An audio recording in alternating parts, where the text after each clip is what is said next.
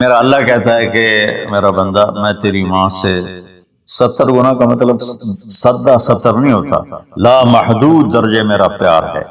پھر تسلی نہیں ہوتی، یا اللہ تو قرآن تو بھیج رہا ہے، پتہ نہیں ہم عمل کر سکیں گے کہ نہیں کر سکیں گے۔ تو پھر اللہ کہتا ہے الرحمن الرحیم، کیوں ڈر گئے ہو؟ کیوں قرآن کے مطابق دکان نہیں چلاتے، زندگی نہیں گزارتے، جاب نہیں کرتے، زراعت نہیں کرتے، تجارت نہیں کرتے، شادی نہیں کرتے، ساری چیزوں کو بنا لیں تو کیوں ڈرتے ہو؟ رب العالمین پہلی گارنٹی، الرحمن الرحیم پہلے بسم اللہ سے، پھر دوسری گارنٹی اللہ، کہ میں اللہ ہوں، نفع نقصان کا مالک ہوں، پھر رب العالمین تم پر مہربان ہوں، تمہارا پالنے والا ہوں، پھر الرحمن الرحیم کی دوبارہ تکرار ہے، کیوں ڈرتے ہو؟ رحمان بھی ہوں رحیم بھی ہوں۔ اب اللہ نے جزا سزا کا بھی ایک رکھا نا، کہ بہت سے لوگ ہیں جو محبت کی بات جتنی بھی کرو الٹا ہی سوچتے ہیں، تو اس کو دھمکانے کے لیے مالک یوم الدین۔ پھر یہ بھی یاد رکھنا کہ میرے لیے میرے پاس جزا سزا کا بھی نظام ہے۔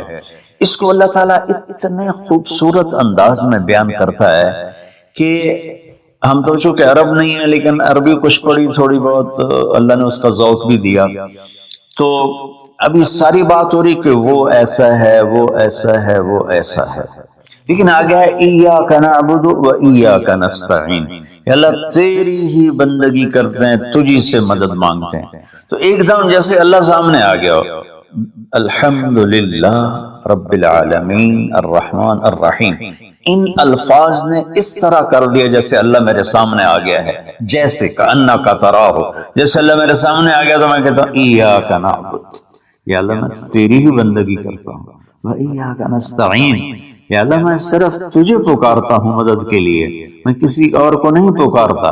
میرے نبی نے حضرت عبداللہ بن عباس سے فرمایا وَإِذَا سَأَلْتَ فَاسْأَلِ اللَّهِ وَإِذَا اسْتَعَنْتَ فَاسْتَعِنْ بِاللَّهِ، کہ اے بچے، اے میرے یا غلام، اے میرے پیارے چچا زاد بھائی، تو ایسا جب تجھے پکارنا ہو تو اللہ کو پکارنا، مدد کے لیے صرف اللہ ہے جو آتا ہے، اللہ کے سوا کوئی مدد نہیں کر سکتا۔ یہ اسباب کی دنیا ہے، ایک دوسرے سے مدد لینا، تو میرے نبی نے قرضے اٹھائے، میرے نبی نے زرہ پہنی، میرے نبی نے تلوار اٹھائی، لیکن وہ کام جو براہ راست اللہ کے ہاتھ میں ہے، ان میں صرف اللہ کو پکارا جاتا، ان میں صرف اللہ کو پکارا جاتا۔ ایاک نعبد و ایاک نستعین، علماء فرماتے ہیں ساری آسمانی کتابوں کا خلاصہ قرآن ہے، اور قرآن کا خلاصہ سورۃ فاتحہ ہے، اور سورۃ فاتحہ کا خلاصہ ایاک نعبد و ایاک نستعین، اے میرے اللہ، یا اللہ، یہ صرف اللہ کے ساتھ ہے اور کسی کے ساتھ نہیں ہے۔ تو پھر اللہ تبارک و تعالیٰ، چونکہ میں نے پہلے شروع میں کہا تھا کہ ہم زندگی گزارنے کا طریقہ نہیں جانتے، تو اللہ نے ہم سے یہ دعا ہم پہ فرض کر دی کہ تم نے یہ مانگنا ہے، چونکہ تم اندھے ہو، جاہل ہو، کہو اہدنا، کتنی ضروری ہے۔ اللہ کہتا ہے روٹی مانگو، پانی مانگو، بیوی مانگو، بچے مانگو، جی کپڑے مانگو، زمین مانگو، جائیداد مانگو، صحت مانگو، عزت مانگو، سب کچھ مانگو، لیکن ایک چیز اللہ نے فرض کر دی کہ میرے بندے اگر تو ہدایت کے بغیر مر گیا تو برباد ہو جائے گا، لہذا تم پہ واجب کرتا ہوں، فرض کرتا ہوں کہ کہ اہدنا الصراط المستقیم۔ اہدنا پہلے میں بتا چکا ہوں کہ خدا، یا اللہ وہ چٹان دکھا دے جس کو دیکھ کر میری زندگی کی راہیں صحیح جگہ تک مجھے پہنچائیں۔ خدا، عرب اس کو سن کے ہل گئے تھے کہ وہ محاورہ سمجھتے تھے، ہم محاورہ نہیں سمجھتے، لیکن عرب کیوں ہل گئے تھے؟ کہتے کیا کمال ہے یار، یہ کیا آدمی کہاں سے بولتا ہے، کیا بولتا ہے۔ وہ تو ابو جہل سے پوچھا اخنس ابن شریک نے، سچ سچ بتا محمد جھوٹے ہیں کہ سچے ہیں؟ اللہ کی قسم سچے ہیں، پر نہیں مانوں گا، میں بنو ہاشم سے مقابلہ کروں گا، نہیں مانوں گا، سچے ہیں۔ تو اہدنا، یا اللہ وہ چٹان دکھا، وہ کیا، وہ قرآن ہے جس کو دیکھ کر میں تجھ تک پہنچ جاؤں۔ صراط، سیدھے راستے کو کہتے ہیں، صراط جس پر کسی قسم کا کوئی کھڈا نہ ہو، جیسے موٹر وے۔ اب موٹر وے بنا ہے تو ہم لوگ اپنے گاؤں سے، ابھی میں گاؤں سے ہی بات کر رہا ہوں، ملتان کے لیے جانا ہو، لاہور، اسلام آباد، فیصل آباد، موٹر وے سے جاتے ہیں. صراط موٹر وے کو کہتے ہیں. المستقیم جس میں وہ نہ ہو، زیادہ موڑ نہ ہو بلکہ سیدھا ہو. الذین انعمت علیہم، نعام اس بوٹی کو کہتے ہیں جو سردی گرمی میں خشک نہیں ہوتی، سدا بہار سرسبز ہوتی ہے. تو نعمتن یا اللہ وہ راستہ دے جس میں ہر چیز ملتی ہو، سبزہ بھی ہو، خوشیاں بھی ہوں، اور اس کے راستے میں کوئی سروس اسٹیشن بھی ہو، اور کھانے پینے کا سامان بھی ہو، کوئی بوفے بھی ہو، اور کوئی جو پیٹرول اسٹیشن بھی ہو. آج کی زبان میں کہہ رہا ہوں یا اللہ وہ راستہ دے جو آباد ہو، جو سرسبز ہو. نعم کے اندر یہ معنی موجود ہے. غیر المغضوب علیہم ولا الضالین. پھر کہا آمین، زور سے کہو آمین. تو میرے رب نے فرمایا کہ یہ مانگو کہ مجھے سیدھی راہ دکھا. تو ان کا جور تھا، میں وہاں گیا ان کے پاس، تو وہ ہمارے علاقے سے گزر رہے ہیں. تو میں نے پوچھا آپ کو ان دیہاتوں میں کتنے فیصد نمازی ملے ہوں گے؟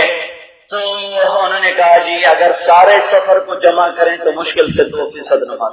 تو میرے عزیزوں، میرے بھائیوں، طلبا سے بھی کہہ رہا ہوں، باقی بھائیوں سے بھی کہہ رہا ہوں، بیٹھنے کا وقت نہیں ہے. جو پڑا ہے اس کو سینے میں لو، اس کو لے کر اس کی خیرات کرو، اسے تقسیم کرو، اسے اوروں تک پہنچاؤ. انسانیت بھوکی ہے، محتاج ہے، فقیر ہے. تو آپ سارے بھائیوں سے گزارش کرتا ہوں جو محلے سے تشریف لائے ہوئے ہیں، اللہ کے دربار میں جھک کر اس کو منائیں اور اس کے سامنے روئیں کہ حالات کی سنگینی اور اندھیروں کا بڑھنا اور تیور کا بدلنا زمین آسمان کے، یہ کوئی اچھا شگون نہیں ہے کہ اللہ کریم ہے. ادھر ہم توبہ کریں گے، ادھر وہ معاف کرے گا. تو میں سب سے اپیل کرتا ہوں کہ آج ہم توبہ کر کے جو واپس جائیں، بن توبہ کے نہ جائیں. ٹھیک ہے نا بھائی؟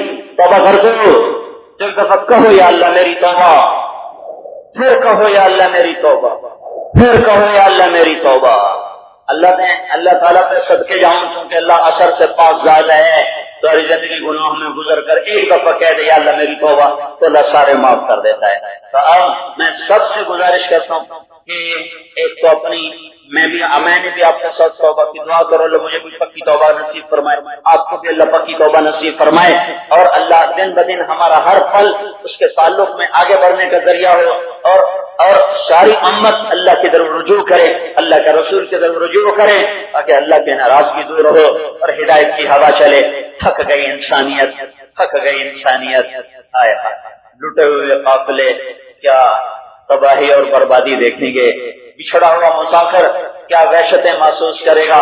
جو آج کی انسانیت جس طرف سے گزر رہی ہے، اللہ کو کھو دینے والے کی بھی کوئی منزل ہو تو میرے بھائیو ترس کھاؤ اپنے اوپر اور کائنات پر، اور نکلو تبلیغ میں. اس میں یہی ایک واحد راستہ ہے جو خود چل کے لوگوں کے پاؤں پکڑنے کی ترتیب بتا رہا ہے. تو تیار ہو؟ تو اب بتاؤ ترتیب سے بھائی، دورے والے بتاؤ بھائی، سال کے لیے کون تیار ہے؟ بولو بھائی. انسانی زندگی کو مرد اور عورت کے ساتھ چلایا ہے اور جوڑا ہے. ایک دوسرے کی لازمی ضرورت ہے. وہ مستورات کی جمع، اس لیے تھوڑی سی بات کر کے دعا. اللہ تعالیٰ نے عورت جس روپ میں بھی ہو اس کو شروع دن سے ایک مقام بخشا. آدم علیہ السلام کو پیدا کیا، مٹی اکٹھی کروائی، پانی ڈلوایا، گارا بنوا کے چھوڑ دیا، وہ کالا ہو گیا اور اس میں بلبلے پیدا ہو گئے. پھر اس کو گندھوایا تو اس کا پتلا بنوایا، مٹی کا پتلا فرشتوں نے بنایا، ننگے بدن چھوڑ دیا. کافی عرصہ پڑا رہا، اللہ جانے کب تک پڑا رہا، کہتے ہیں 40 سال پڑا رہا، واللہ اعلم. پھر اس کے بعد روح ڈالی اور پھر کپڑے پہنائے، پھر جنت میں ڈال دیا. جب اللہ تعالیٰ نے عورت کو پیدا کیا، حوا علیہ السلام کو، تو وہ طریقہ اختیار نہیں کیا جو آدم کے لیے تھا.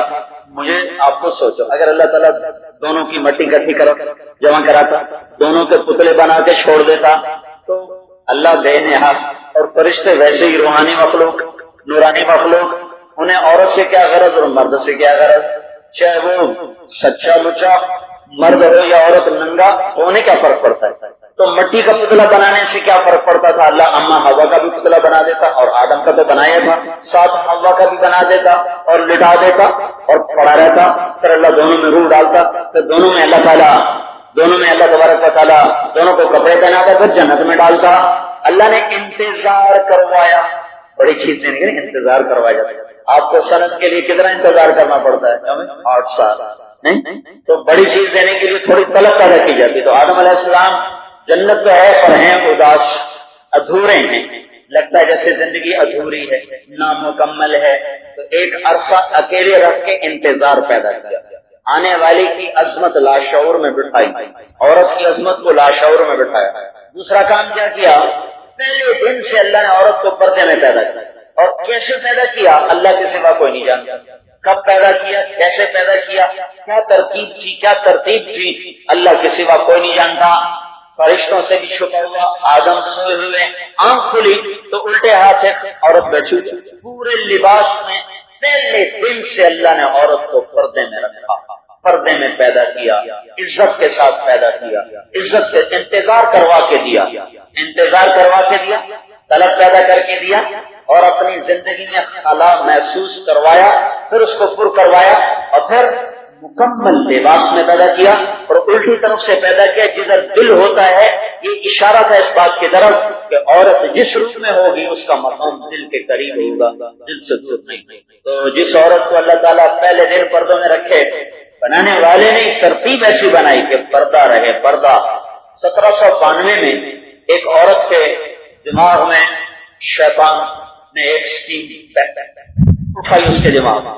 اس کا نام تھا میری والسٹون کرافٹ. 1792 میں لندن میں ایک عورت تھی میری والسٹون کرافٹ. اس نے ایک کتاب لکھی آزادی نسواں، عورتوں کو آزاد کیا جائے. مغرب میں بھی عورت چھپی ہوئی چیز تھی. مغرب کی عورت کی گھر کی خاتون معزز اور محترم، لیکن کیونکہ ان کے سامنے وہی نہیں تھی تو ایک عورت کے دماغ میں کیڑا کودا. عورتوں کو آزادی دو، مردوں کے ساتھ کھڑا کرو، کندھے سے کندھا ملا کے کام کیا جائے، مل کے کام کریں. تو آگے وحی کی روشنی تھی نہیں، تو وہ جو اترے پٹڑی سے اتنے دور چلے گئے کہ وہاں عورت سے زیادہ دکھی پورے مغرب میں کوئی شک. کہتے عورتیں آزاد ہیں، پابند غلام ذلیل ترین زندگی ہے مغرب کی عورت. نہ وہ بیوی ہے، نہ وہ ماں ہے، نہ وہ بیٹی ہے، نہ وہ بہن ہے، کچھ بھی نہیں ہے. صرف وہ ایک گرل فرینڈ ہے، وہ ایک محبوبہ ہے. جب تھک جائیں گے، جب جی بھر جائے گا، ٹھوکر مار دیں گے، کسی اور کے ساتھ چلے جائیں گے.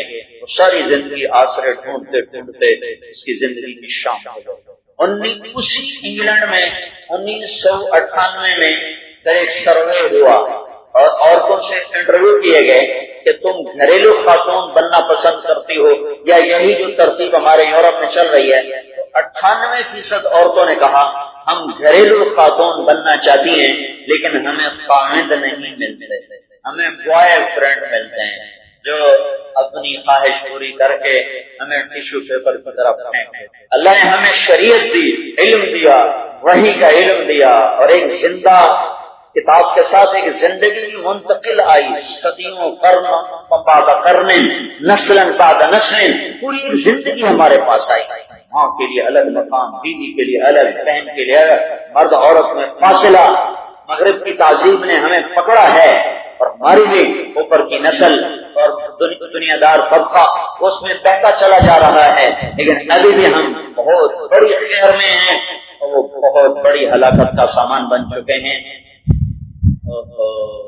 ایک مستورات کی جماعت ایک گھر سے دوسرے گھر میں شفٹ ہو رہی تھی یورپ میں، انگلینڈ میں. پورا مرد ہو یا پوری عورت، اس کے لیے ہر پل موت ہے اور ہر پل اس کے لیے قیامت. اتنی سختی زندگی ہے وہاں، بڑھاپے کی انتہائی کربناک. تو 2-3 پوری عورتیں وہاں سے گزری تو یہ عورتیں گھر سے نکل کر گاڑی میں بیٹھ گئی تو کھڑی ہو گئی. ان کے پردے دیکھے تو ان کے پاس آ گئی، ان سے کہنے لگی تم کہاں سے ہو؟ کہاں؟ پاکستان. اچھا یہ وہاں ہر عورت پہنتی ہے؟ کہاں اکثر عورتیں پہنتے ہیں. تو کہنے لگی یہ نہ اتارنا یہ عورت کی عزت ہے، ہم نے اتار دیا، ہم بے قیمت ہے، یہ نہ اتارنا. تو عورت ماں کے روپ میں ہو تو میرا نبی کہتا ہے اس کے قدموں تلے جنت ہے، اور بیوی کے روپ میں ہو تو میرا نبی کہتا ہے بہترین مسلمان وہ ہے جو بیوی سے اچھا سلوک کرے.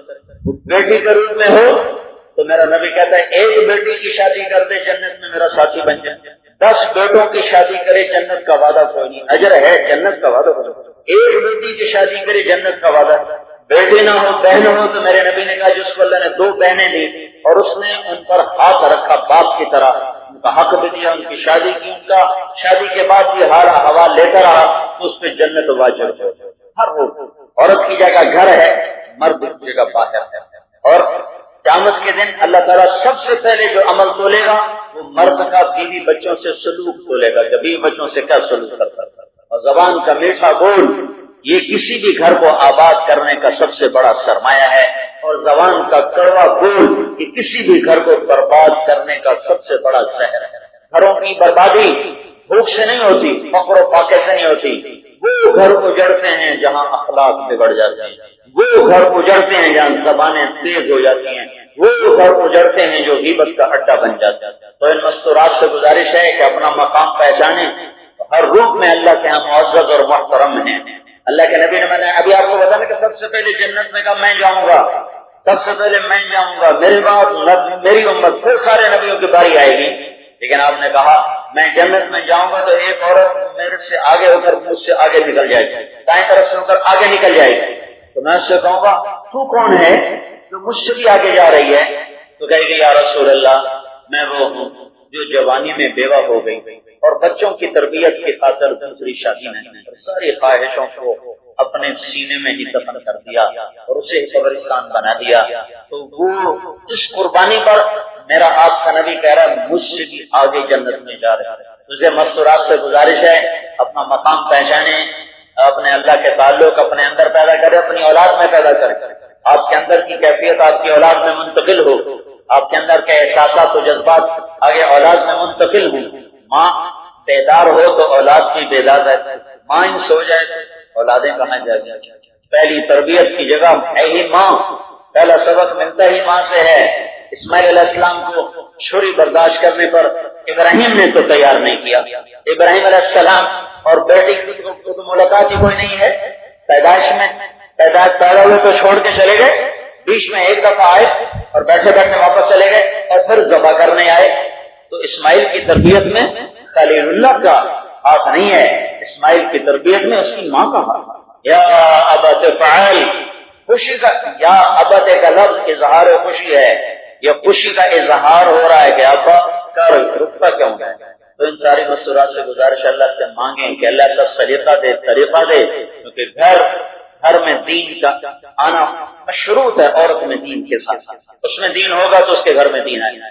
اللہ سے مانگا جائے اپنے گھروں میں تعلیم کے حلقے لگائیں، اپنے بچوں کے ساتھ بیٹھ کر صحابہ کی، رسول اللہ صلی اللہ علیہ وسلم کی سیرت کو سنا جائے، پڑھا جائے، تو بچوں میں ایک انشاءاللہ خیر کے جذبے پیدا ہوں گے، اور اپنے گھر میں اس بات کی فضا بنائی جائے کہ پورے گھر میں غیبت کا کوئی بول نہ بولا جائے۔ آپ سبھی کہہ رہا ہوں مرد عورت مل کر یہ فضا بناؤ کہ تمہارے گھر میں کسی کی غیبت نہ ہو، کسی کی برائی نہ ہو، کسی کے بارے میں برا کلمہ زبان پہ نہ آئے، تو آپ کا گھر جنت بن جائے گا اور اللہ کی رحمت کا مرکز بن جائے گا۔ میرے بھائی اور دوستو، اللہ تعالیٰ نے انسانوں کی رہبری کے لیے اپنے آسمانی علم کو ہمیشہ اس زمین پر رکھا تاکہ بندوں پر حجت رہے، لِيَهْلِكَ مَنْ هَلَكَ عَنْ بَيِّنَةٍ وَيَحْيَىٰ مَنْ حَيَّ عَنْ بَيِّنَةٍ۔ جو لوگ ہلاک ہوں وہ یہ کہہ نہ سکیں ہمیں تو پتہ ہی نہیں، اور جو لوگ کامیاب ہوں تو وہ بصیرت کے ساتھ کامیاب ہوں، روشن شاہراہ پر گامزن ہو کر کامیاب ہوں۔ انسان پیدائشی طور پر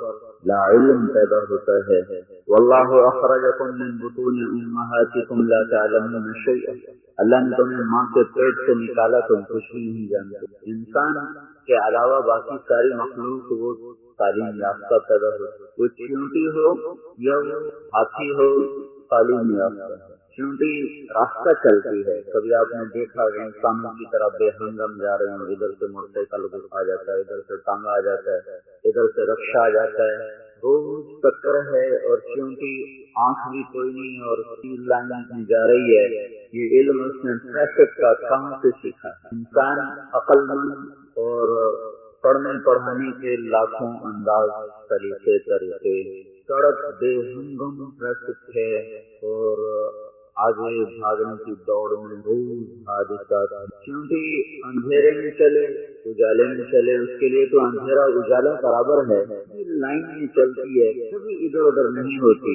یہ علم کہاں سے ملا؟ پانی کو دیکھ کر کتا دوڑتا ہوا چلا جاتا ہے، وہ رکتا نہیں کہ پانی آ جائے، ویسے دوڑتا چلا جاتا ہے۔ کیوں دوڑتا چلا جاتا ہے؟ وہ تیرنا جانتا ہے۔ اگر پانی چھوٹا ہوگا بھاگ کے نکل جائے گا، پانی گہرا ہوگا تیر کے نکل جائے گا۔ ہاتھی جب آتا ہے تو پانی کا پرچھایا دے کر بھی وہ کھڑا ہو جاتا ہے۔ وہ پہلے اپنا پاؤں ڈالتا ہے، ایک پاؤں آگے کرتا ہے اور پانی کی گہرائی کو وہ ناپتا ہے۔ اگر اس کا پاؤں زمین کو چھوتا ہے پھر وہ قدم آگے رکھتا ہے، اور اس کا پاؤں نیچے جا رہا ہو تو فوراً واپس ہو جاتا ہے۔ یہ اس کو کس نے بتایا؟ کتا بھاگتا ہوا گزر گیا ہے، ہاتھی پانی کو دیکھ کے کھڑا ہو گیا ہے، وہ پانی کو ناپ رہا ہے، اس کو تول رہا ہے۔ میں گزر سکتا ہوں کہ نہیں گزر سکتا؟ یہ فرق، یہ علم ان کو کسی نے سکھایا تو ہے نہیں۔ ہاتھی کو کیسے اندازہ ہے ڈوب جاؤں گا، حالانکہ پہلی دفعہ پانی دیکھ رہا ہے، غرق ہو جاؤں گا، نہیں گزر سکوں گا۔ کتے کو کیسے اندازہ ہے کہ میں تیر کے نکل جاؤں گا؟ اس نے کہیں سیکھا نہیں تیرنا، ہم تو تیرنا سیکھتے ہیں، ادارے ہیں کتنے سکھانے کے لیے۔ کتا سیکھا ہوا نہیں ہے، آیا اور پار، دریا بھی ہو پار، نہر ہو پار۔ ہاتھی نے پانی کا ایسے سایہ دیکھا طرف آ کے کھڑا، پاؤں سے ٹٹولنے لگ گیا۔ کتنا ہے گہرائی، کتنی ہے؟ یہ علم کہاں سے ملا؟ انسان پیدائشی طور پر ان پڑھ، مخلوق پیدائشی طور پر تعلیم، کیونکہ انسان کا امتحان ہے، اس لیے اس کو فَأَلْهَمَهَا فُجُورَهَا وَتَقْوَاهَا، اس اللہ نے اچھائی کا راستہ بھی دکھایا ہے، برائی کا راستہ بھی دکھایا ہے۔ فَهَدَيْنَاهُ النَّجْدَيْنِ، یہ دو راستے تمہارے سامنے ہیں۔ فَمَنْ شَاءَ فَلْيُؤْمِنْ وَمَنْ شَاءَ فَلْيَكْفُرْ، جو چاہو کر لو۔ اللہ کی مان کے چلو، راستہ کھلا ہے، نفس کی شیطان کی مان کے چلو، راستہ کھلا ہے۔ تو اللہ تعالیٰ نے انسانوں کو ہدایت کا راستہ دینے کے لیے انبیاء کو بھیجا، اور شیطان نے گمراہ کرنے کے لیے اپنا نظام چلایا۔ حق و باطل ہمیشہ آپس میں ٹکراتے چلے آئے ہیں، حق اپنی دعوت دیتا چلا آیا ہے، باطل اپنی دعوت دیتا چلا آیا ہے۔ تلوار کی ٹکر حق و باطل میں بڑی تھوڑی ہوئی ہے۔ دلائل کی ٹکر جس دن آدم علیہ السلام اترے تھے اسی دن شیطان بھی اترا تھا۔ ایک کا دائی، ایک کی دعوت پر قابیل نے لبیک کہا، دوسرے کی دعوت پر قابیل نے لبیک کہا۔ انبیاء کی دعوت پر قابیل پورا اترا، شیطان کی دعوت پر قابیل پورا اترا۔ دونوں کی دعوت چلی ہے، دونوں نے اپنے طرف بلایا ہے۔ اس دن سے شیاطین الجن والانس یہ بھی چلتے چلے آئیں گے، اور عباد الرحمن یہ بھی چلتے چلے آئیں گے۔ یوحی بعضهم الی بعض زخرف القول غرورا، شیطان اور شیطان کے ماننے والے اپنی دعوت چلائیں گے، بات کو خوبصورت کر کے، دنیا کو خوبصورت کر کے دکھائیں گے۔ اور اللہ تعالیٰ کا بھی اعلان ہے، ان عبادی لیس لک علیہم سلطان، جو اللہ کے بندے ہیں وہ اس دعوت کا مکر و فریب سمجھیں گے اور وہ اس کے چکر میں نہیں آئیں گے۔ اللہ نے پہلے دن سے بتایا کہ نبی کیا دعوت دیتے ہیں، شیطان کیا دعوت دیتا ہے۔ میدان عمل میں دونوں طاقتیں موجود ہیں، آدم علیہ السلام سے لے کر آج تک۔ کبھی کبھی تلوار سے ٹکر بھی ہوئی ہے، لیکن 10,000 11,000 سال کی تاریخ میں تلوار کا ٹکراؤ برائے نام ہے، دلائل کا ٹکراؤ 24 گھنٹے ہے، ہر وقت ہے، ہر پل ہے، ہر آن ہے، ہر گھڑی ہے۔ شیطان نے کیا کرنا ہے اللہ تعالیٰ نے بتا دیا، فَبِمَا أَغْوَيْتَنِي، جو تم نے مجھے نکالا گمراہ، جو تم نے مجھے دھتکار دیا ہے، لَأَقْعُدَنَّ لَهُمْ صِرَاطَكَ الْمُسْتَقِيمَ، اب میں سیدھے راستے پر بیٹھوں گا، جو راہیں تیری طرف جاتی ہیں وہاں میں خیمے گاڑوں گا اور وہاں میں چوکڑی مار کے بیٹھوں گا۔ ثُمَّ لَآتِيَنَّهُم مِّن بَيْنِ أَيْدِيهِمْ، سامنے سے حملہ کروں گا، من خلفهم، پیچھے سے حملہ کروں گا، وعن ایمانهم، دائیں طرف سے کروں گا، وعن شمائلهم، بائیں طرف سے کروں گا، ولا تجد اکثرهم شاکرین، کوئی ہوگا جو تیری مان کے چلنے والا ہوگا، باقی سارے میرا شکار ہو جائیں گے۔ اب بتاؤں، اللہ تعالیٰ نے شیطان نے جو کہا تھا نا، تو اللہ تعالیٰ نے بھی کہا وَقَلِيلٌ مِّنْ عِبَادِيَ الشَّكُورِ، یہ بدبخت سچا ہے، تھوڑے ہی ہوں گے جو میرے شکر گزار ہوں۔ شیطان نے کہا وَلَا تَجِدُ أَكْثَرَهُمْ شَاكِرِينَ، دیکھ لینا سارے میرے ہی مرید ہوں گے، کوئی تیری مان کے چلے گا۔ تو اللہ پاک نے کہا دوسری جگہ وَقَلِيلٌ مِّنْ عِبَادِيَ الشَّكُورِ، یہ بدبخت سچا ہے۔ یہ تو میں اپنی طرف سے اضافہ کر رہا ہوں دو آیتوں کو آپس میں ملا کر، کہ اللہ تعالیٰ نے بھی کہا تھوڑے ہی ہوں گے جو میرے شکر گزار ہوں گے، باقی جو سارے شیطان تک کے لے جائے گا۔ یہ دیکھو بھائی، نہ تلوار سے اسلام پھیلا ہے، نہ تلوار سے باطل پھیلا ہے، دونوں کے پھیلنے کا جو سبب ہے وہ ایک ہی ہے. باطل بھی دعوت دیتا ہے اور حق بھی دعوت دیتا ہے. باطل بھی اپنی طرف بلاتا ہے، ذہن سازی کرتا ہے، ان کے بغیر چور نہیں کرتا، ذہن سازی کے بغیر ڈاکو ڈاکہ نہیں ڈالتا، ذہن سازی کے بغیر زانی زنا نہیں کرتا، ذہن سازی کے بغیر رات کو اٹھنے والا تہجد نہیں کھڑا ہوتا، ذہن سازی کے بغیر کسی کا ترازو صحیح نہیں تولتا. یہ حق وہ بھی دعوت سے آتا ہے، باطل وہ بھی دعوت سے آتا ہے. دونوں دعوتیں دل سے چل رہی ہیں، دونوں کی خریدار دونوں کو مل گئے. شیطان کو قابیل مل گیا اور آدم علیہ السلام کی دعوت پر حابیل کھڑا ہو گیا. حابیل نے وہ کیا جو میرے اللہ کو پسند تھا، حابیل نے وہ کیا جو شیطان کو پسند تھا. ایک مردود ہوا، ایک کامیاب ہوا، ایک مار کے ناکام ہوا، ایک مر کے کامیاب ہوا.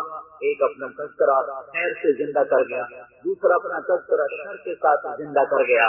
یہ دعوت اللہ تعالیٰ کی سنت ہے شروع سے لے کر حضرت محمد صلی اللہ علیہ وسلم تک. شیطان کیسے گمراہ کرتا ہے بتایا، نبی کیسے دعوت دیتے ہیں. انا ارسلنا نوحا الى قومه ان انذر قومك من قبل ان ياتيهم عذاب اليم. ہم نے نوح علیہ السلام کو بھیجا تھا انذر نوح جاؤ لوگوں کو بتاؤ موت کے بعد زندگی آ رہی ہے. انذار صرف ڈرانے کو نہیں کہتے، انذار بہت لمبے چوڑے معنی ہیں. تو جاؤ نوح کیا کرو، انذر یہ پہلے رسول جو اس سے پہلے انبیاء آئے ہیں، لیکن پہلا رسول جو کافروں کو دعوت دے آیا ہے نوح علیہ السلام کہ آدم علیہ السلام کے بعد پہلی دفعہ کفر پھیلا اور توحید سے شرک اور بت پرستی تک انسان کو. اب ان کو دعوت دینے کے لیے اللہ نے نوح علیہ السلام کا انتخاب کیا. ہم نوح قوم کیا کرو انذر. آخری رسول حضرت محمد صلی اللہ تعالی علیہ وسلم اللہ تعالیٰ نے بھیجا ہے سارے عالم کے انسانوں کی طرف، ان کے لیے سارا عالم سن گیا. تو اللہ تعالیٰ نے کہا یا ایھا المدثر قم فانذر. نوح علیہ السلام انذر، محمد صلی اللہ علیہ وسلم انذر. سارے کی دعوت ایک ہے، سارے شیطانوں کی دعوت ایک ہے. شیطان فبما اغویتنی لأزینن لهم فی الارض ولأغوینهم اجمعین. سارے شیطان اور ان کی ساری دعوت کا خلاصہ فریب ہے. دنیا کو خوبصورت بنا کے سامنے کر دیتے ہیں اور آخرت بھلا دیتے ہیں. سارے انبیاء کی دعوت کا خلاصہ آخرت ہے. دنیا کو گزرگاہ بتاتے ہیں، آخرت کو اصلی گھر بتاتے ہیں. یہ انذار ہے کہ لوگوں اچھا کرو گے جنت ہے، برا کرو گے جہنم ہے. صرف ڈرانے کا نام انذار نہیں ہے، اللہ کے سارے نظام سے خبردار کرنا، اچھائی اور برائی کے نتیجے بتانا. اچھائی سے کیا ہوگا، برائی سے کیا ہوگا، سچ سے کیا ہوگا، جھوٹ سے کیا ہوگا، شرک سے کیا ہوگا، توحید سے کیا ہوگا، نماز سے کیا ہوگا، چھوڑنے سے کیا ہوگا. انبیاء علیہ السلام کی یہ دعوت ہے انذر جاؤ. شیطان کہتا ہے دنیا سب کچھ ہے، انبیاء کہتے ہیں آخرت کو. شیطان کی دعوت پیسے کا پجاری ہے، انبیاء کی دعوت اللہ کا پجاری ہے. شیطان دعوت دیتا ہے پیسے سے سب کا کام ہو، انبیاء دعوت دیتے ہیں اللہ سے سارے کام ہوں. شیطان دعوت دیتا ہے دنیا ملے گی تو کامیاب ہوگے، انبیاء دعوت دیتے ہیں اللہ راضی ہوگا تو کامیاب ہوگا. شیطان کی دعوت یہ ہے کہ سچ میں کچھ نہیں رکھا، انبیاء کی دعوت یہ ہے کہ سچ ہی نجات کا راستہ ہے. شیطان کی دعوت یہ ہے کہ اپنی مان کے چلو مزے کرو، اور انبیاء کی دعوت یہ ہے کہ اللہ کی مان کے چلو اور مزے کرو. شیطان کی دعوت یہ ہے کہ دنیا کے بعد کوئی زندگی نہیں ہے، مر گئے مٹی ہو گئے، آگے کچھ نہیں ہے، دھوکہ ہے جو کہہ رہے ہیں. انبیاء کی دعوت یہ ہے کہ دنیا دھوکہ ہے، کچھ نہیں ہے، جو کچھ ہے وہ آگے ہے، موت کے بعد اصل زندگی آگے ہے. یہ حقیقت نہیں، دھوکہ ہے، وہ حقیقت ہے. شیطان اس کا الٹ کہتا ہے ہیہات لما توعدون. غلط غلط غلط، ان ہی الا حیاتنا الدنیا. یہی فیصلہ باد سب کچھ ہے، گلستان کالونی سب کچھ ہے، موت کے بعد کچھ نہیں ہے، کچھ نہیں ہے. ان ہی الا حیاتنا الدنیا نموت ونحیا وما نحن بمبعوثین. کوئی نہیں موت کے بعد اٹھ کے آیا، یہی سب کچھ ہے. انبیاء کی دعوت اس کے الٹ، وما الحیات الدنیا الا متاع الغرور. یہ دنیا دھوکہ ہے، حقیقت کیا ہے؟ الحاقہ ما الحاقہ وما ادراک ما الحاقہ. حقیقت کون سی حقیقت، کیا ہے وہ حقیقت؟ تمہیں پتہ چل بھی نہیں سکتا کہ حقیقت ہے کیا. یہ انبیاء کی دعوت ہے. وہ حقیقت کیا ہے؟ فَإِذَا نُفِخَ فِي الصُّورِ نَفْخَةٌ وَاحِدَةٌ. ایک آواز آئے گی، وَحُمِلَتِ الْأَرْضُ وَالْجِبَالُ فَدُكَّتَا دَكَّةً وَاحِدَةً. اور یہ زمین اور پہاڑ ریزہ ریزہ ہو جائیں گے. فَيَوْمَئِذٍ وَقَعَتِ الْوَاقِعَةُ، اور اس دن حقیقت کھل کے سامنے آئے گی. وَانشَقَّتِ السَّمَاءُ فَهِيَ يَوْمَئِذٍ وَاهِيَةٌ، آسمان پھٹ کے لیرا لیرا ہوگا. وَالْمَلَكُ عَلَى أَرْجَائِهَا وَيَحْمِلُ عَرْشَ رَبِّكَ فَوْقَهُمْ يَوْمَئِذٍ ثَمَانِيَةٌ، اللہ کا عرش تمہارے سروں پہ آئے گا. يَوْمَئِذٍ تُعْرَضُونَ لَا تَخْفَى مِنكُمْ خَافِيَةٌ، تم اللہ کے سامنے پیش کیے جاؤ گے تو چھپ نہ سکے گا. یہ حقیقت ہے. یہ دعوت ہی چلتی ہے، دعوت سے ہی حق پھیلا ہے، دعوت سے ہی باطل پھیلا ہے. جس کے دعوت دینے والے سنجیدہ ہو کر جان سر دھڑ کی بازی لگا کے میدان میں اترتے ہیں، انہی کے جھنڈے اللہ گاڑ دیتا ہے. حق والے سو جائیں گے، اللہ تعالیٰ حق کو مغلوب کر دے گا. حق والوں کو حق کبھی مغلوب نہیں ہوتا. وَكَلِمَةُ اللَّهِ هِيَ الْعُلْيَا، اللہ کا کلمہ ہر حال میں بلند ہی ہے. وہ نہ پست ہے نہ بالا، وہ بالا ہی بالا ہے، بلند ہی بلند ہے. ہاں کلمے والے کبھی بالا، کبھی ذلیل ہوں گے، کبھی عزت والے. کلمہ کبھی نیچے نہیں ہوتا. وَكَلِمَةُ اللَّهِ هِيَ الْعُلْيَا وَجَعَلَ كَلِمَةَ الَّذِينَ كَفَرُوا السُّفْلَىٰ، اور اللہ نے کفر کا کلمہ پست کر دیا. اور آگے ہونے چاہیے تھا وَكَلِمَةَ اللَّهِ هِيَ الْعُلْيَا، اور اپنے کلمے کو بلند کر دیا. اللہ نے ایسا نہیں کہا وَكَلِمَةُ اللَّهِ هِيَ الْعُلْيَا، یہاں آ کر الگ کلام شروع کیا اور اللہ نے پست کر دیا کلمہ باطل. پھر کہا اور حق کا کلمہ تو ہمیشہ بلند ہی رہتا ہے. وَكَلِمَةُ اللَّهِ، اور اللہ کا کلمہ وہ تو ہر حال میں بلند ہی رہتا ہے، وہ پست ہوتا ہی نہیں ہے، وہ پست نہیں ہوتا. ہاں کلمے والے پست ہو جاتے ہیں، شکست کھا جاتے ہیں، کبھی ذلیل ہو جاتے ہیں، کبھی فقیر ہو جاتے ہیں، اور کبھی میدان میں ان کے لاشیں رکھنے لگ جاتے ہیں، کبھی ان کے ملک ان سے چھین لیے جاتے ہیں. کلمۃ اللہ، وَكَلِمَةُ اللَّهِ، واو یا واو اصل مطلب دے رہی. وَكَلِمَةُ اللَّهِ هِيَ الْعُلْيَا، اور اللہ کا کلمہ ہمیشہ بلند ہی رہتا ہے، پست نہیں ہوتا. باطل محنت کرے گا، ہوا چلائے گا، باطل کے لیے راہیں کھل جائیں گی. فَسَنُيَسِّرُهُ لِلْيُسْرَىٰ وَأَمَّا مَن بَخِلَ وَاسْتَغْنَىٰ وَكَذَّبَ بِالْحُسْنَىٰ فَسَنُيَسِّرُهُ لِلْيُسْرَىٰ، جو یہ نافرمانی کی راہوں پر چلے گا میں اس کے لیے وہ راستہ بھی کھول دوں.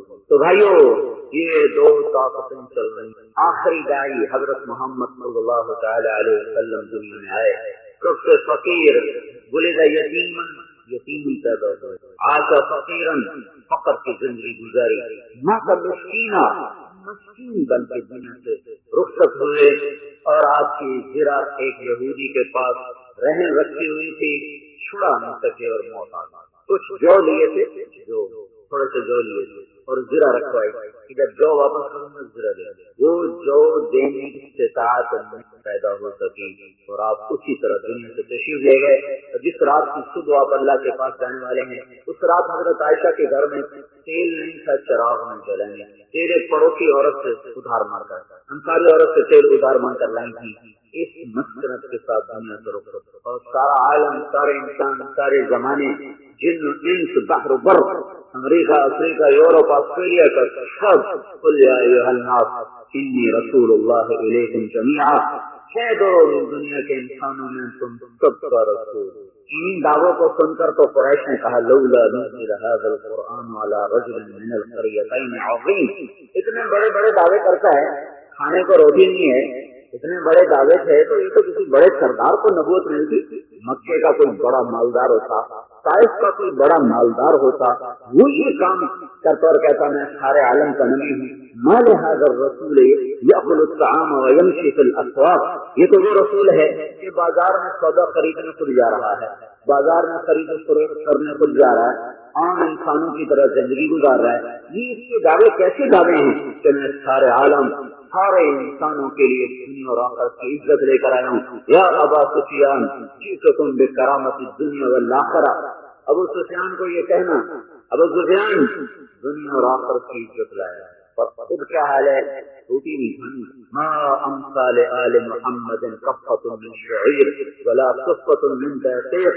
آپ نے کہا جبریل والذی نفس محمد بیدہ، ذات کی قسم جس کے قبضے میں محمد کی جان ہے، آج آل محمد کے گھر میں ایک مٹھی جو نہیں ہے روٹی پکانے کے لیے. ادھر یہ حال ہے، خود بتا رہے ہیں. ادھر سب سے بڑے سردار کو کہہ رہے ہیں میرے پیچھے چلو دنیا اور آخرت کی عزت پاؤ.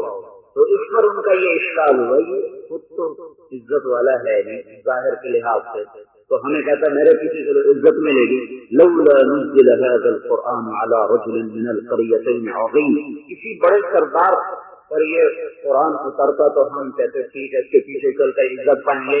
ما نرى قد تبعك الا الذين هم اراذلنا بادي الرأي وما نرى لكم علينا من فضل بل نظنكم كاذبين. شروع سے ایک ہی اسلوب آیا. نوح علیہ السلام کو ان کے ساتھیوں نے کہا، نوح علیہ السلام کو ان کی قوم نے کہا تیرے تو کمی لوگ غریب لوگ تیرے ساتھ چلیں گے تو ہمیں عزت ملے، ہم تو اور ذلیل ہو جائیں گے. نہیں ہم تیری نہیں مانیں گے، ہماری عزت جائے گی.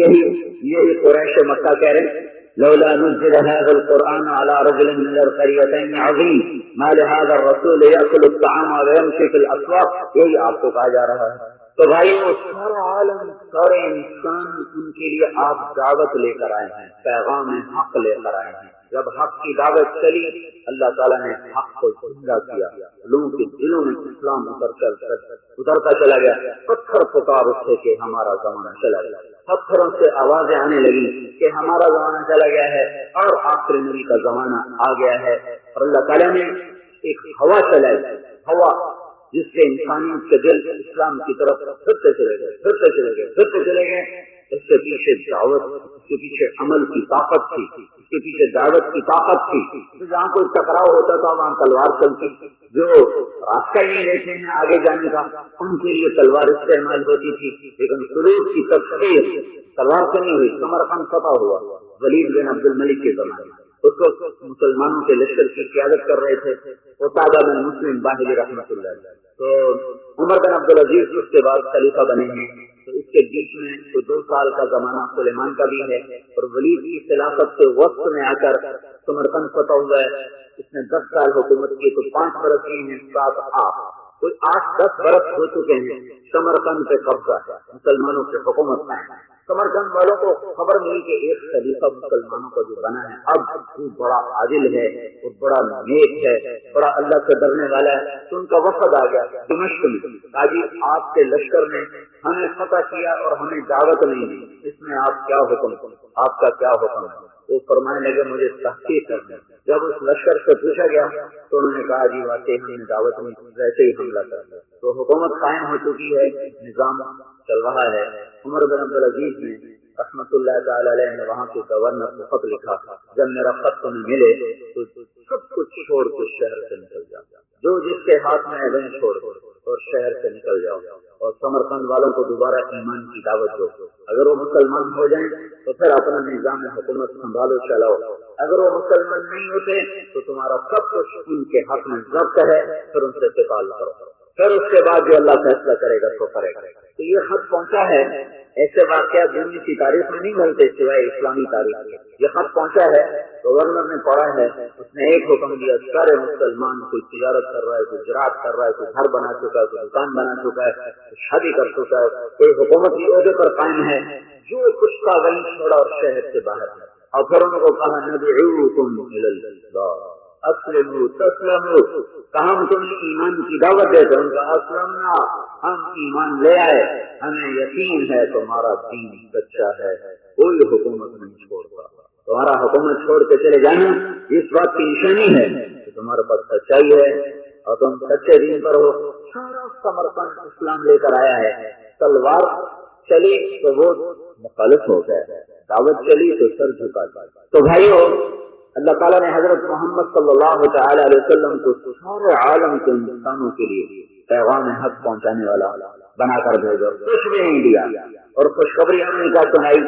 آپ ایک سفر سے واپس آئے، آپ کی عادت تھی جب آپ سفر پہ جاتے گھر والوں سے ملتے، پھر حضرت فاطمہ سے سب سے آخر میں ملتے، پھر آ کر 2 رکعت نفل مسجد میں پڑھتے اور سفر پہ چلے جاتے. جب آپ سفر سے واپس ہوتے تھے تو مسجد میں آتے سب سے پہلے 2 نفل پڑھتے، پھر سب سے پہلے اپنی بیٹی حضرت فاطمہ سے ملتے، پھر باقی ازواج سے بعد میں ملاقات فرماتے تھے. تو سب سے آخر میں حضرت فاطمہ سے مل کر باہر نکلتے اور مدینے آ کر سب سے پہلے حضرت فاطمہ سے ملتے کہ جدائی کا سب سے تھوڑا وقت حضرت فاطمہ کے لیے رہے.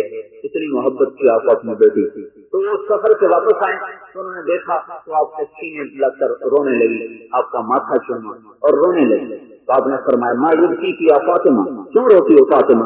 کہ یا رسول اللہ قد شحب لونک وخلولک ثیابک، آپ کا رنگ پیلا پڑ گیا، آپ کے کپڑے سارے پرانے میلے ہو گئے.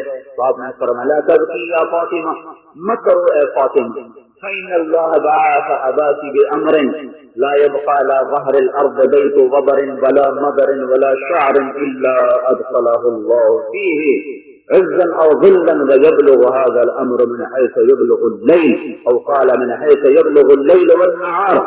فاطمہ میری بیٹی مت رو، تیرے باپ کو اللہ نے ایسا کلمہ دیا ہے، ایسا دین دیا ہے، ایسا پیغام دیا ہے، ایک دن آئے گا دنیا دیکھے گی کہ پوری دھرتی کے ہر کچے پکے گھر میں اور ہر کھال بال کے خیمے میں میرا کلمہ داخل ہو جائے گا.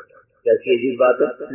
اپنا حال یہ ہے کہ اخبار نے رنگ پھیکا کر دیا ہے اور خوشخبری کیا دے رہے ہیں، ایک دن آئے گا کہ دنیا دیکھے گی کہ اس دھرتی پر ہر کچے پکے گھر میں، ہر کھال کے خیمے میں، ان کے خیمے میں اللہ میرے کلمے کو داخل کرے گا. جو مانیں گے عزت پائیں گے، جو نہیں مانیں گے ذلیل ہو جائیں گے. اور جہاں جہاں رات جاتی ہے اور جہاں جہاں دن جاتا ہے وہاں وہاں میرا کلمہ پہنچ جائے گا. کوئی اسباب نہیں ہے، کوئی شکل نہیں ہے. اور کہا جا رہا ہے ایک دن آئے گا، ایک دن آئے گا دنیا کے ہر کونے میں میری آواز اللہ پہنچائے گا، ہر گھر میں میری آواز اللہ پہنچائے گا، ہر خیمے میں، صحرا میں، میدانوں میں، شہروں میں، دیہاتوں میں، ہر بر اعظم میں اللہ میری آواز کو پہنچائے. یہ وہ نظام دعوت تھا جو امت کو دے کے جا رہے تھے. یہ ایک کیونکہ خود تو 23 سال میں واپس چلے گئے. 8156 دن ٹوٹل آپ نے نبوت کے دن گزارے. غار حرا سے لے کر قبر میں اترنے تک 8156 دن ہیں، 23 برس ہیں. اور اس 23 سال میں سارے عالم کے انسان، سارے جہان، ساری امت، ساری انسانیت، عرب و عجم، سالے اور گورے، مرد اور عورت، شاہ و گدا اور ساتھ جنات بھی شامل ہیں. وَإِذْ صَرَفْنَا إِلَيْكَ نَفَرًا مِنَ الْجِنِّ يَسْتَمِعُونَ الْقُرْآنَ قُلْ أُوحِيَ إِلَيْكَ أَنَّهُ اسْتَمَعَ نَفَرٌ مِنَ الْجِنِّ فَقَالُوا إِنَّا سَمِعْنَا قُرْآنًا عَجَبًا يَهْدِي إِلَى الرُّشْدِ فَآمَنَّا بِهِ وَلَن نُشْرِكَ بِرَبِّنَا أَحَدًا وَأَنَّهُ تَعَالَى جَدُّ رَبِّنَا مَا اتَّخَذَ صَاحِبَةً وَلَا وَلَدًا. جنات بھی اور انسان بھی اور عرب اور عجم بھی، سارے زمانے بھی.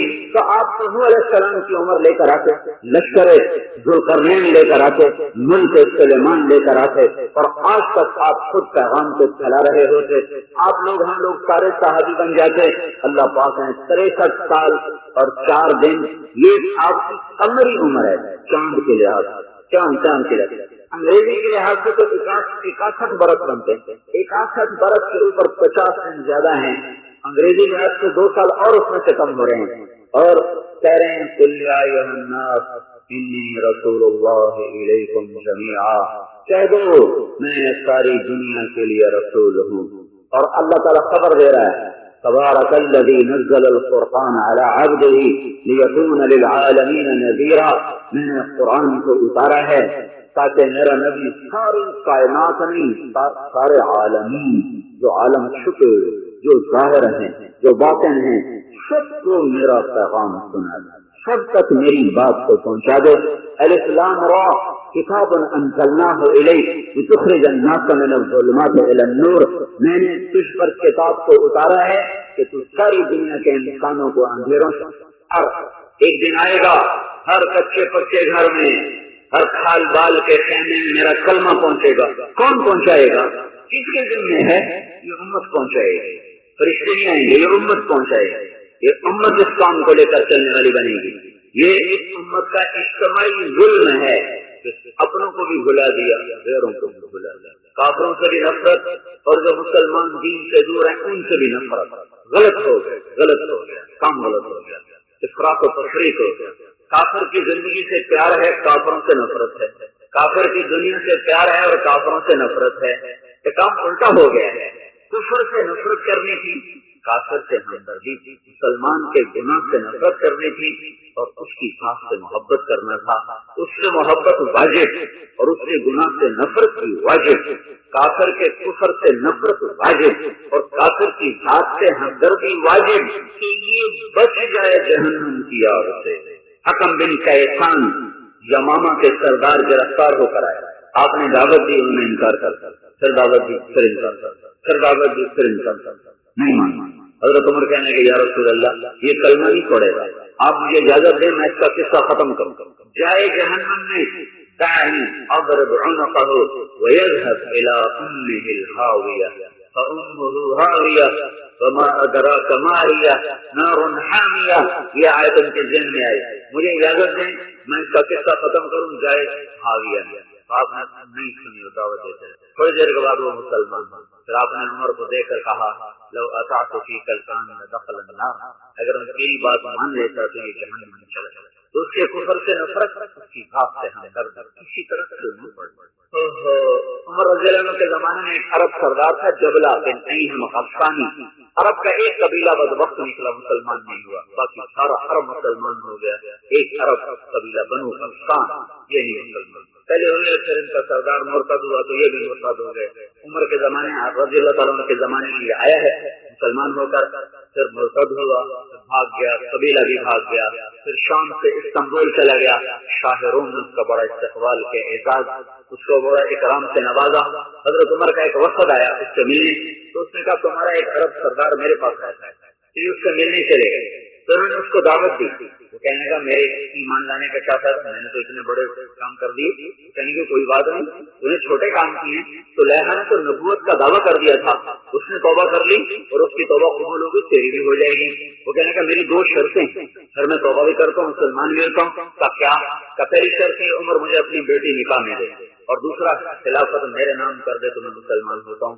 وہ کہنے گے بیٹی کی بات تو ہم ابھی طے کر دیتے ہیں کہ ہماری ضمانت ہے، ہم تو اس طرح نکاح کروا دیں گے۔ خلافت ایک اجتماعی چیز ہے، ہم اس کا اکیلے فیصلہ نہیں کر سکتے۔ یہ وقت واپس آ کے عمر رضی اللہ تعالیٰ عنہ سے کہنے لگے ہم نے یہ بات کی، تو عمر رضی اللہ تعالیٰ نے فرمایا اللہ کے بندوں خلافت کا وعدہ بھی کر دیتے، جہنم سے بچے۔ ایک آدمی کو جہنم سے بچانے کے لیے 22 لاکھ مربع میل کی اسلامی حکومت اس کو دینے کے لیے تیار ہے۔ پھر ایک دفعہ وفد بھیجا تو اس سے فرمایا کہ تم جاؤ تو جبلہ سے کہو تم آ جاؤ۔ عمر کہہ رہا ہے حکومت بھی دے دوں گا، بیٹے بھی نکاح میں دے دوں گا، مسلمان ہو جاؤ۔ تو یہ وفد جب استنبول پہنچا ہے تو سامنے سے جنازہ آ رہا، تو انہوں نے پوچھا یہ کس کا جنازہ ہے؟ کہ یہ جبلہ بن اہم مر گئے ہے، یہ اس کا جنازہ ہے۔ تقدیر اور شفاوت اس پر غالب آئی اور وہ خسرت دنیا کا لاخرہ۔ لیکن اس صدی کے لوگ کس جذبے سے تھے؟ حضرت عمر جیسا آدمی ایک آدمی کو جہنم سے بچانے کے لیے پوری حکومت داؤ پر لگانے کے لیے تیار ہے۔ یہ وہ جذبہ تھا جس نے لوگوں کے دلوں میں اسلام کو زندہ کر دیا۔ تو بھائیو اللہ نے اس امت کا انتخاب کیا ہے، یہ آخری نبی کی آخری امت ہے، اللہ کے پیغام کو لے کر پھرنا یہ اس امت کی ذمہ داری ہے۔ یہ بات بھول گئی تھی انسانیت۔ دو نظام چل رہے تھے، ایک مدرسے کی خانقاہیں تھی، خانقاہوں میں طلب والے جاتے تھے، مدرسوں میں بھی طلب والے جاتے تھے۔ مادیت نے آنکھ کھولی، سائنس کی طاقت نے کائنات کو مسخر کیا، انہوں نے دنیا کو ایسا خوبصورت کر کے دکھایا کہ لوگ جنت بھی بھول گئے، جہنم بھی بھول گئے، اللہ بھی بھول گئے، اور اس کے پیچھے ایسے دوڑے کہ مدرسے بھی ویران ہوتے چلے جا رہے تھے اور خانقاہیں بھی بے آباد ویران ہوتی چلی جا رہی تھی۔ تو اللہ تعالیٰ نے اپنے ایک بندے پر پھر دعوت کی آواز کو بلند فرمایا، اور مولانا نیاز صاحب رحمۃ اللہ علیہ اگر اپنی فہم سے چلتے تو کوئی مدرسہ کھولتے یا کوئی خانقاہ بناتے، مرید بناتے یا طلبہ تیار کرتے، یہی ان کا کام، اسی میں سے وہ نکلے تھے، یہی کچھ انہوں نے دیکھا تھا، یہی کچھ انہوں نے سیکھا تھا۔ لیکن اس اللہ کے بندے پر اللہ کی طرف سے امت کا علاج القاء ہوا، اس نے مدرسے کو بھی چھوڑا، خانقاہ کو بھی چھوڑا، اور اس نے بستر کندھے پہ رکھا اور در در لوگوں کے جا کے در کھٹکھٹانے شروع کیے اور ان کو تیار کرنا شروع کیا کہ تم بھی اللہ کا پیغام لے کر آگے پھرو، تم بھی اللہ کا پیغام لے کر آگے پھرو اور جاؤ لوگوں کو اللہ کی بات سناؤ۔ اپنے بھی مخالف ہو گئے، غیر بھی مخالف ہو گئے، نہ اپنوں کو سمجھ میں آئے نہ غیروں کو سمجھ میں آئے۔ علماء فرمائیں کہ جاہل کیا تبلیغ کریں گے، علماء فرمائیں جاہل کیا تبلیغ کریں گے، صوفیاء فرمائیں جو خود بگڑا ہوا وہ اوروں کو کیا ٹھیک کرے گا۔ یہ اس طرح دونوں طبقے تبلیغ سے دور ہے۔ یہ کیا کام شروع کر دیا، علم کو ذلیل کر دیا، دین کو ذلیل کر دیا، بدماشوں کے پیچھے پھرتا ہے اور لوگوں کے پیچھے پھرتا ہے جو مارتے ہیں اور گالیاں لیتے ہیں اور دھکے دیتے ہیں، اور وہ آدمی نے دیوانہ بن کے نہ رات کو چین نہ دن کو، ایک جنگل تھا، تو جنگل کا ٹھیکیدار تھا، اس کا نام تھا الادیہ۔ وہ رات کو کبھی کبھی جنگل کا چکر لگاتا تھا کہ کچھ چوری تو نہیں، کچھ لکڑی تو نہیں کاٹ رہا۔ ایک رات وہ لالٹین لیے پھر رہا ہے، اس کو اندر بیچ کسی کے رونے کی آواز آئی، حیران ہوا، اندھیری رات ہوئی، کون یہاں رو رہا ہے؟ تو اس آواز کی طرف چلتا گیا تو کیا دیکھا کہ مولانا صاحب رحمۃ اللہ علیہ سجدے میں پڑے ہوئے رو رہے ہیں بے قرار۔ وہ جانتا تھا انہیں کی مسجد میں نماز پڑھتا تھا۔ مولوی صاحب اس اندھیرے میں یہاں کیا کر رہے ہو؟ اٹھ کے بیٹھ گئے، کہنے گے الادیہ تو کہتا ہے میں جنگل کا ٹھیکیدار ہوں، مجھے فرصت دو۔ یہ دلی کے تاجر کہتے ہیں ہماری تجارتیں ہیں، بال بچے ہیں، ہمیں فرصت کوئی نہیں ہے، تو یہ میرے نبی کا دین ہے، یہ کس کے ذمہ کروں، کون اس کو لے کر پھرے؟ یہ غم مجھے رلا رہا ہے۔ اس ایک بندے کی درد بھری فریاد نے 6 بر اعظم کے انسانوں کو محرک کر دیا، اور میں وہ حدیث کو زندہ ہوتے دیکھ رہا ہوں۔ میں 6 بر اعظم میں خود گیا ہوں، اللہ نے 6 بر اعظم آباد کی ہیں، ان 6 میں اللہ نے میرے قدم لگوائے ہیں۔ میں تاجر بن کے نہیں گیا ہوں اور سیاح بن کے نہیں گیا ہوں، اسی دعوت کی نسبت کے ساتھ اللہ مجھے لے کر گیا ہے، اور مجھے وہ حدیث زندہ ہوتی نظر آ رہی کہ ایک دن آئے گا ہر کچے پکے گھر میں تیرے باپ کا کلمہ داخل کرنا، گھر بیٹھنا اور اللہ کی راہوں میں پھرنا برابر نہیں ہو سکتا۔ عرب کا مطلب نقل و حرکت ہے۔ یہ دین عالمی دین تھا، علاقائی نہیں تھا، قومی نہیں تھا۔ اس کے لیے ایسی قوم چاہیے تھی جن کی گفتگو میں نقل و حرکت ہو، جو بیٹھنا نہ جانتے ہیں، جو سست نہ ہو، کاہل نہ ہو، ڈرپوک نہ ہو، جان دینے کا طریقہ ہو جن میں، نقل و حرکت کا حوصلہ ہو جن میں، یہ بچوں کو چھوڑنے کے لیے وہ سینے میں پتھر رکھ سکتے ہیں اور ان کے آنسو ان کی راہ میں رکاوٹ نہ بنے، بیویوں کے چہرے، اولاد کے معصوم چہرے ان کے پاؤں کی زنجیر نہ بن سکیں، ایسی قوم کی ضرورت تھی۔ تو اللہ تعالیٰ نے عرب کا مطلب ہی نقل و حرکت ہے۔ اعراب لگاؤ بھائی، عبارت کا اعراب لگاؤ، زیر زبر پیش، یہ کیا کرتے ہیں؟ زیر زبر پیش لفظ کو حرکت دیتے ہیں، عرب کم کہتے تھے، یہ حرکت میں رہتے تھے، پانی کی تلاش، چارے کی تلاش، امن کی تلاش، اس میں یہ حرکت میں رہتے تھے ہر وقت۔ تو اللہ نے اس قوم کا انتخاب کیا جو حرکت میں رہ کر اللہ اس کے رسول کی محبت میں اللہ کا پیغام سنا سکیں۔ بنو اسرائیل نے کہہ دیا تھا اذهب انت وربك فقاتلا اننا هنا قاعدون، جا تو اور تیرا رب لڑو، ہم تو یہ بیٹھے ہیں، تو پکی پکائی دے۔ اور بدر کے موقع پر مقداد رضی اللہ تعالیٰ عنہ نے کہا تھا اذا لا نقول كما قال بنو اسرائیل، جب اللہ کے رسول نے پوچھا نا کہ ابو سفیان تو نحن معاك مقاتلون، آپ چلیں اور آپ کا رب بھی چلے، آپ بھی لڑیں، ہم بھی آپ کے ساتھ لڑیں گے، آگے بھی پیچھے بھی دائیں بھی بائیں بھی، جو کچھ ہوگا ہماری لاشوں سے گزر کر ہوگا، ہماری زندگی میں نہیں ہو سکتا۔ پھر آپ نے کہا بولو کیا کرنا ہے، تو ابو بکر کھڑے ہو گئے، انہوں نے یہی کہا۔ پھر آپ نے کہا بولو کیا کرنا ہے، تو انصار میں سے سعد بن معاذ کھڑے ہوئے کہ یا رسول اللہ، ہمارا تو خیال تھا کہ ہمارے بھائی جو بات کر رہے ہیں تو اس کے ساتھ ہیں، لیکن لگتا ہے آپ ہمیں پوچھنا چاہتے ہیں یا ناظر اللہ، لگتا ہے اللہ کا نبی مدینے والوں آپ کی، اور یہ بات ہمارے دل میں چھپ گئی، آپ جو کہتے ہیں وہ حق ہے۔ یا رسول اللہ لو امرتنا ان نصيد البحار، اگر آپ ہمیں حکم دے دیں کہ پانی سمندروں میں بھی جاؤ، غرق ہو جاؤ، تو انصار کا ایک بچہ بھی، اگر آپ ہمیں کہیں کہ آگ میں کود جاؤ، جل کے راکھ بن جاؤ، انصار کا ایک بچہ بھی پیچھے نہیں رہے گا۔ اور اگر آپ کہیں لو امرتنا نضرب اخبارها الى برق الغمار، اگر آپ کہیں کہ پیچھے مڑ کے نہ دیکھو اور یمن تک اپنی سواریوں کو بھگاتے چلے جاؤ، اس لیے اس قوم کا انتخاب کیا گیا تھا۔ تو اللہ نے سنت کو پورے عالم کے انسانوں کے لیے پیغام دینے والا، پہنچانے والا بنا کے بھیجا ہے۔ یہ بیٹھنے نہیں آئے، یہ بیٹھنا موت ہے. کافر تجد عوضا عمن تفارقه وانصب فإن لذيذ العيش في النصب إني رأيت وقوف الماء يفسده إن قال طاب وإن لم يجر لم يطب.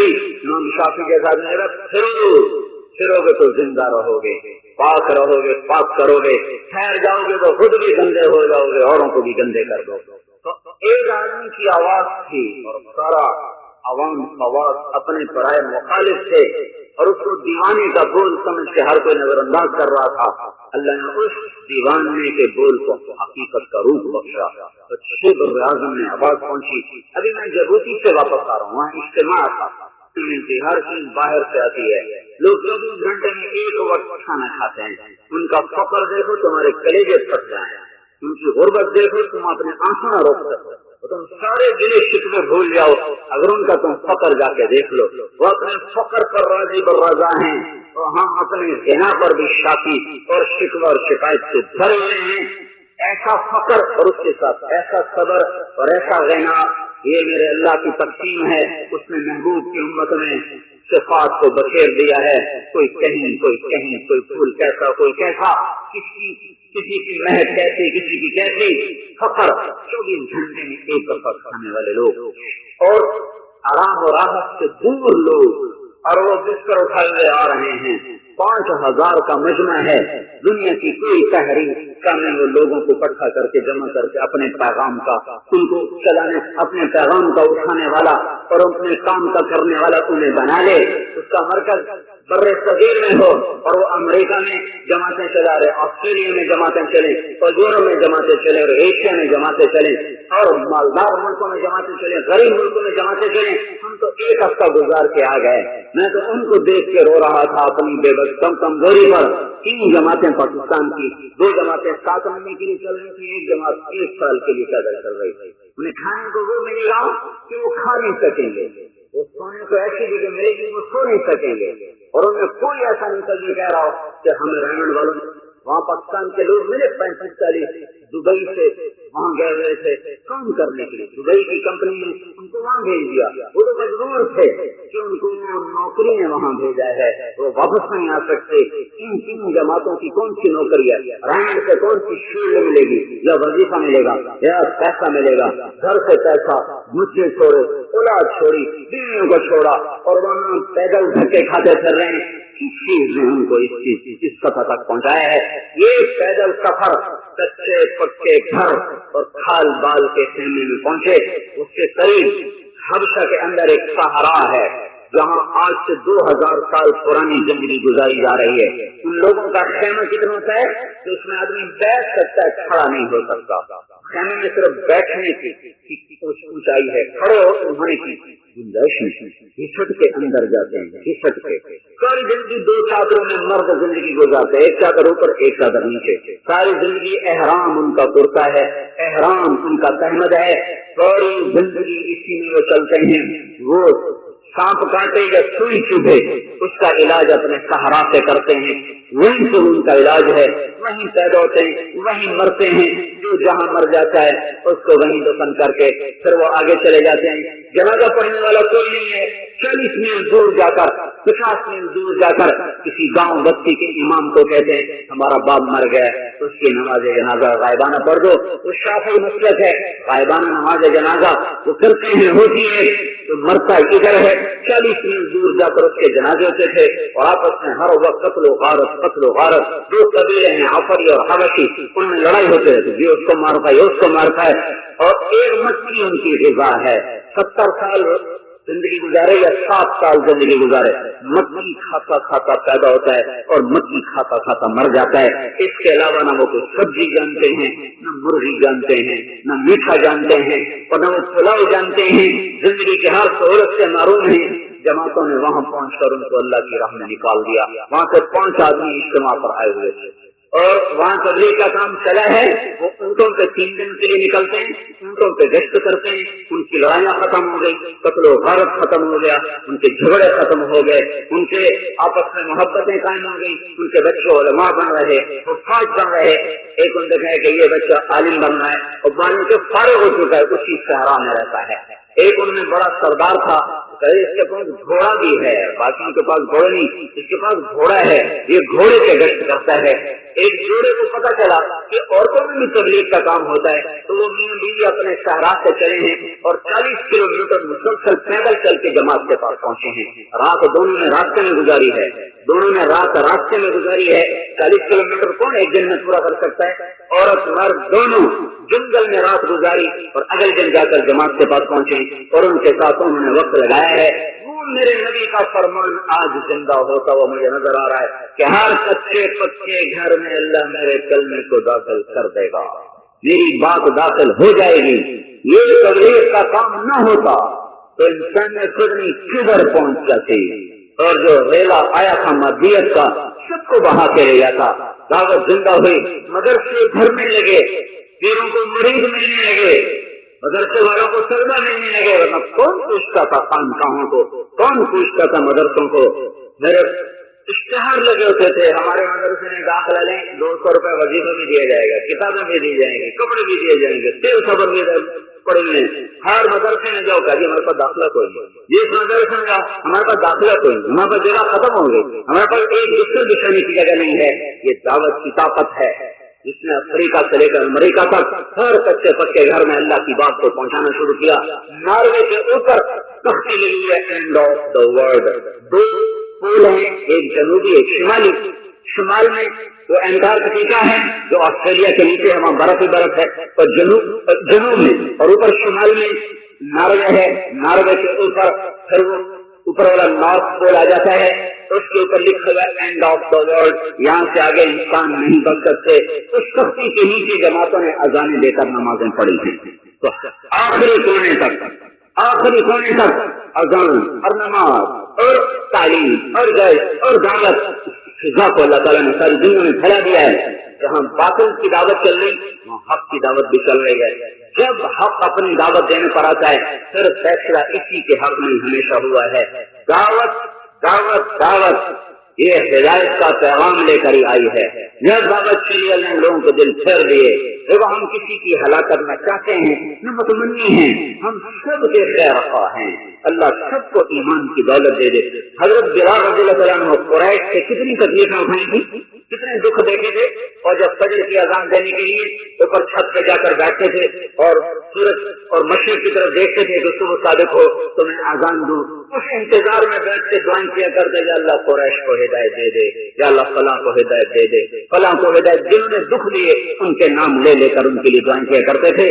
تو سہیل بن عمر دوسی رضی اللہ تعالیٰ عنہ سردار ہیں، ایمان لائے تو میں اپنی قوم کو دعوت دیتا ہوں۔ قوم کو دعوت دینے گئے، انہوں نے ٹھکرا دیا، انکار کر دیا، الٹا خوار کیا۔ واپس آئے کہنے لگے یا رسول اللہ میری قوم نہیں مانی، آپ ان کے لیے بددعا فرمائیں، آپ ان کے لیے بددعا فرمائیں۔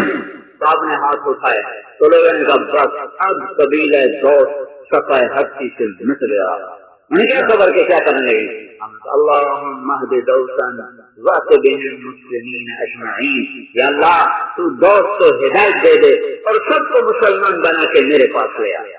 اس کی لڑائی میں پتھر لگا ہے، باندھ ٹوٹے ہیں، خود اندر گھسا ہے، پیچھے گڑا تو اس میں گرے، پیچھے یہ جگہ جو لگی اس کے کنارے پر تو بے ہوش ہو گئے۔ ہوش میں آتے ہی کیا کہا ہے، یا اللہ ان کو معاف کر دے، انہیں میرا پتہ، حالانکہ یہ موقع تھا بددعا دینے کا، یا اللہ انہیں ہلاک کر دے، یا اللہ اللہم اغفر لقومی فإنہم لا یعلمون، یا اللہ میری قوم کو معاف کر دے، انہیں میرا پتہ۔ ہاں یہ بات ضرور ہے کہ ہر دور میں گندگی ضرور ہے، اس میں صاف ہی ہونا ہوتا ہے، وہ ٹھیک نہیں ہوتی، اس سے صاف ہونا ہوتا ہے۔ کچھ ایسا گندا خمیر ہوتا ہے جس سے مٹ نہیں ہوتا، وہ مٹتا ہے تو دھرتی اوروں کے لیے پاک ہوتی ہے۔ اس کے لیے دعوت ہی اصل نظام ہے جس سے میں بھی بھلا چکا ہوں، آپ بھی بھلا چکے ہو۔ بھائیو اللہ کے پیغام کو لے کر نکلو گے تو اللہ کی سنت اور اللہ کا قانون حرکت میں آئے گا۔ ایسے حکومتوں کو بددعائیں دینے سے اور اس طرح جلسے جلوس سے اللہ نظام نہیں بدلتا۔ نظام بدلنے کو 2 کام کرنے ہوں گے، اپنی ذات میں توبہ، خود اپنی ذات میں اللہ سے جڑنا ہوگا، اللہ کے نبی کے طریقے پر آنا ہوگا اور اس کو لے کر در در گھر گھر پھرنا اور اللہ کا پیغام سنانا، یہ ہوگا تو اللہ اوپر سے نظام چلائے گا۔ تو جب اللہ اوپر سے دروازہ کھولتا ہے تو پھر نیچے والے روک لیں گے، ما یفتح اللہ للناس من رحمت، اللہ کہتا ہے اگر میں دروازہ کھول دوں تو پھر یہ سارے روک لیں گے، ایٹمی طاقتیں مل کر پھر روک لیں گے، فلا ممسک لہا، میرے کھلے در کوئی نہیں بند کر سکتا، وما یمسک، اور میں بند کر دوں فلا مرسل لہ من بعدہ، تو کوئی نہیں جو یہ در کھلوا سکے، اور اللہ سے در کھلوانا ہے تو میں توبہ کروں، آپ توبہ کرو، اور اس پیغام کو لے کر گھر میں نہ بیٹھو، پھرو، اس پھرنے میں طاقت ہے، یہ دیکھنے میں نظر آتا ہے کہ گشتہ کسی جاندے ہیں کسی جاندے ہیں، کیونکہ اس میں کوئی شوشہ نہیں، ہلا گلا نہیں ہے، اس میں جذبات کا اظہار نہیں، کوئی نعرے بازی نہیں، کوئی ٹھا ٹھیا نہیں ہے، ایسے مری دعوت 2-4 آدمی کا، یہاں بھی مسجد میں 2-4 آدمی بیٹھے ہوتے ہیں اور وہ بھی تنگ بیٹھے ہوتے، پتہ نہیں ٹائم ختم ہوئے تو گھر جائیے، یہ کوئی ہوتے نا درد والے تو پتہ نہیں کب کے فیصلے ہو چکے ہوتے، جو تبلیغ والوں نے اپنوں میں ابھی درد کوئی نہیں کرے، انہیں درد ہوتا کیونکہ ایک رونے والا کتنوں کو رلا دیتا ہے، اس کے باوجود کہ تبلیغ کا کام کرنے والے میرے جیسے لوگ ہیں جن کے قول و فعل میں تضاد ہے، وہ تبلیغ اپنے لیے مشکل سمجھنے میں گشت کرو، جان بچے اور گھر پہنچو، 3 دن گزرے، اتوار کو گھر واپس آ رہے ہیں، رات کو واپس آ رہے ہیں، تیسری رات جماعت میں گزارنے کا حوصلہ نہیں ہے، 100 جماعتیں 3 دن کی نکلتی ہیں، 100 کی 100 اتوار کو واپس آ رہی ہیں، ایک رات مزید بڑھانے کا ظرف نہیں، اتنے ٹوٹے پھوٹے کام کے باوجود 6 بر-اعظم کے خیموں میں بھی دین یہ داخل ہو رہا ہے، اور برفستان میں بھی جا رہا ہے، ٹھنڈے ملکوں میں بھی، گرم ملکوں میں بھی، سستے شہروں میں بھی، فقراء میں بھی، امراء میں بھی، ہر طبقے میں اللہ تعالیٰ ادھر فقیروں میں تک اللہ نے بات پہنچائی، وہ خیمے دیکھ کر آئے ہیں کہ آنسو روکے بغیر، آنسو روک نہیں تھے، روکنا چاہتے تھے روکتے نہیں تھے، اور دبئی کے بادشاہوں کے محل میں بھی اللہ نے دعوت کو پہنچایا، ادھر دبئی کے بادشاہوں کے گھر میں دعوت، ادھر جبوتی کے فقراء کے خیموں میں دعوت، اللہ نے نیچے سے لے کر اوپر تک ہر دروازے کو کھٹکھٹا دیا ہے، کوئی رونے والے مل گئے تو فیصلہ ہو جائے گا، رونے والے کو ڈھونڈو، رونے والے تلاش کرو جن کا رونا اللہ کی رحمت کو اتار دے، اللہ کا عرش کو ہلا دے، آنکھوں میں بڑی طاقت ہے، بڑی طاقت۔ ایک حدیث میں نے پڑھی تھی، اب کتاب یاد نہیں ہے، بڑی پرانی بات ہوگی، 1992 میں پڑھی تھی حدیث کہ جبریل کہنے لگے یا رسول اللہ ہم آپ کی امت کے اعمال لکھتے ہیں، آنسو نہیں لکھتے، آنسوؤں کا کھاتا اللہ کے پاس خود ہے، وکھرا ہی ہے، کیوں ہے کہ ایک آنسو جو مومن کی آنکھ سے نکلتا ہے وہ دوزخ کے سمندر بجھا دیتا ہے، ایک آنسو اتنا طاقتور ہے کہ دوزخ کے شعلے وہ بجھنے لگ جاتے ہیں، تو باقی آنسوؤں کا حساب کون کرے گا؟ تو بھائیو رونے والے بنو، پھرنے والے بنو، نظام اللہ بدلے گا، اس کو بدلے گا جب اس کی سنت زندہ ہوگی، وَمَا كُنَّا مُعَذِّبِينَ حَتَّى نَبْعَثَ رَسُولًا، جب تک لوگوں کو پیغام نہیں سناؤ گے اللہ اپنا نظام نہیں بدلے گا، ہم اللہ کے پیغام سنانے والے بنے، اللہ اپنا نظام بدلے گا، خیر آئے گی، ہدایت آئے گی، شر مٹے گا، سب کی خیر خواہی کے ساتھ نفرت نہ کیا کرو، نیک لوگ گناہگاروں سے نفرت شروع کر دیتے ہیں، اس سے کام اور خراب ہو جاتا ہے۔